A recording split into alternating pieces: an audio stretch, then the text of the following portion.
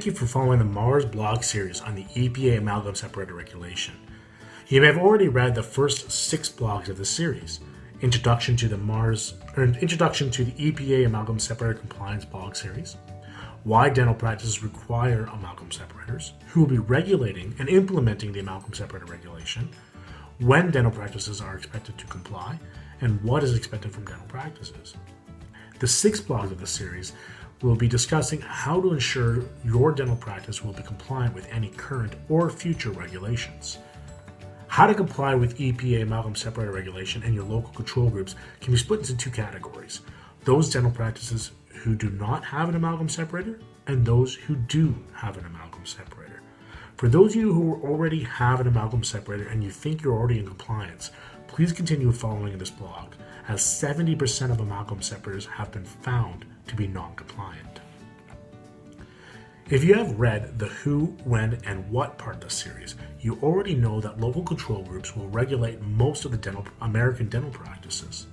These groups have the right to supersede the EPA regulation and require higher standards of dental practices at any time. This blog will focus on how to choose the right amalgam separator that will guarantee your compliance with your local control groups. Dental practices without an amalgam separator. Choosing an amalgam separator may seem like a task that may not warrant much thought, but please consider the following. Choosing the wrong amalgam separator could leave your dental practice in non-compliance. A non-compliant amalgam separator could result in having your local control groups requiring you to upgrade your equipment, change your plumbing, and could even result in your practice being shut down. The wrong amalgam separator could cause OSHA issues due to your staff's exposure to methylmercury. For amalgam separators that require regular maintenance and inspection from dental practices, OSHA recommends safety equipment including a respirator rated for mercurous gases. If an amalgam separator requires maintenance, you are considering the wrong system. If not maintained to manufacturer specifications, a poorly managed amalgam separator could damage your equipment. Systems like filter-type amalgam separators are high cost and high maintenance, often costing 2 to 3 times more than a no-maintenance amalgam separator.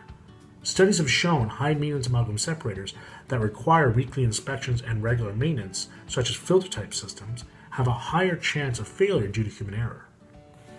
The right amalgam separator will require no maintenance for up to 3 years, designed to be 0% exposure as there's no need to have it opened in your dental practice, comes with a guarantee of compliance, and protects your suction pump from large debris, saving you money on required maintenance and downtime. Also consider an amalgam separator that has a value add. For example, a free advertising program to advertise you as an environmentally friendly dental practice. It adds extra revenue source or a chance of revenue for your practice. M.A.R.S encourages dental professionals to take their time when choosing the right amalgam separator for the dental practice. Some points to consider when researching for an amalgam separator. 1. Inquire about the total true cost of an amalgam separator. On systems like filter-based amalgam separators, the maintenance, inspection, and filters are often more expensive than the initial investment. These systems are designed on the Gillette principle. This is why they'll give you a free amalgam separator, as the money is made on the maintenance. Many service companies choose these type of systems as they help further their own bottom line. Just because it's the only system they sell, it doesn't make it the best system on the market. 2. Required maintenance. As mentioned in the What blog of our series, many local control groups require logs on the required inspection and maintenance of your amalgam separator. Be sure to read the user manual for any amalgam separator you are considering of purchasing, as you will be required to follow those specifications. Try to purchase an amalgam separator that requires absolutely no maintenance for the duration of its service life. 3. Guarantee to comply. Mentioned in other blogs of this series, many local control groups do not have their BMPs set. For those local control groups who do not have their BMPs written, those could change as new requirements are expected of the local control groups. Because of this constant state of change and uncertainty, whichever amalgam separator you purchase, be sure it comes with a guarantee to comply with any current or future regulations.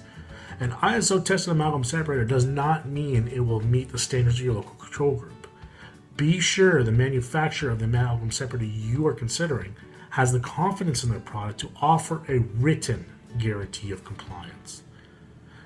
Please take your time when deciding on amalgam separator. Consider the suggested factors above and do not rush into a decision.